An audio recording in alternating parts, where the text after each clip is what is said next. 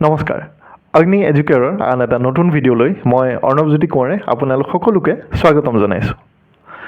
মাত্ৰ পৰীক্ষাত লাভ কৰা নম্বৰৰ ওপৰত ভিত্তি কৰি কোনো এগৰাকী ছাত্ৰ বা ছাত্ৰীক মূল্যায়ন কৰাটো বাৰু কিমান যুগুত?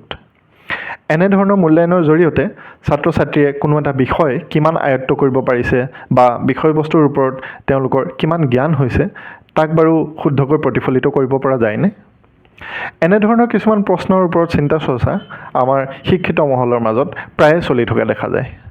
এই প্ৰশ্নবোধকসমূহৰ সমাধানৰ লক্ষ্য আগত ৰাখিয়েই ৰাষ্ট্ৰীয় শিক্ষানীতি 2020ৰ আধাৰত ৰাজ্যিক শিক্ষা গৱেষণা আৰু প্ৰশিক্ষণ পৰিষদ চমুকৈ SCERTৰ মাৰ্গদৰ্শনত আৰম্ভ কৰিবলৈ লোৱা হৈছে এক নতুন মূল্যায়ন ব্যৱস্থাৰ নম্বৰবিহীন মূল্যায়ন ব্যৱস্থা।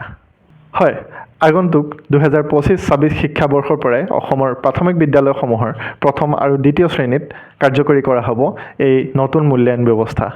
তাৰপিছত পৰ্যায়ক্ৰমে ইয়াক আগবঢ়াই নিয়া হ'ব অষ্টম শ্ৰেণীলৈকে।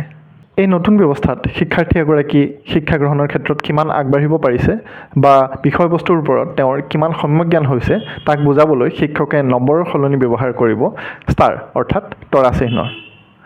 যিগৰাকী শিক্ষাৰ্থীক বেচিক্স অৰ্থাৎ বুনিয়াদী জ্ঞান আহৰণৰ ক্ষেত্ৰত শিক্ষকৰ সহায়ৰ প্ৰয়োজন হয় তেওঁক দিয়া হ'ব এটা ষ্টাৰ।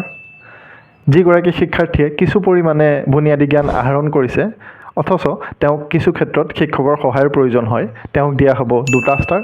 আৰু যিগৰাকী শিক্ষাৰ্থীক একেবাৰে শিক্ষকৰ সহায়ৰ প্ৰয়োজন নহয় তেওঁ লাভ কৰিব 3টা ষ্টাৰ।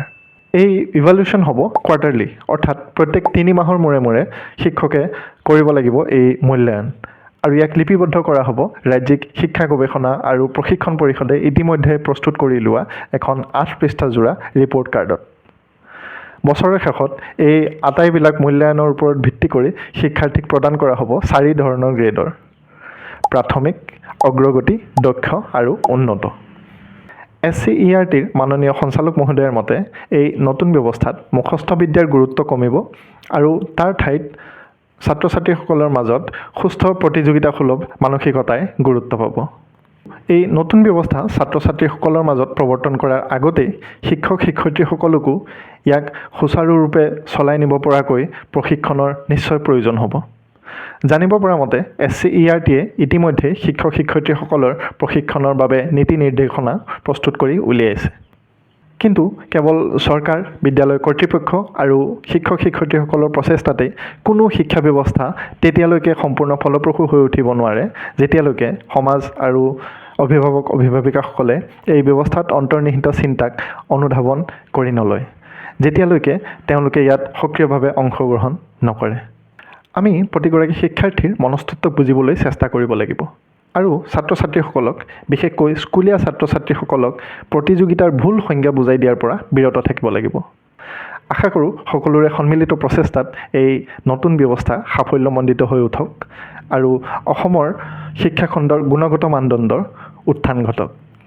এই নতুন নম্বৰবিহীন মূল্যায়ন ব্যৱস্থাৰ বিষয়ে আপোনালোকে কি ভাবে তাক আমাক কমেণ্টৰ জৰিয়তে জনাবলৈ নাপাহৰিব।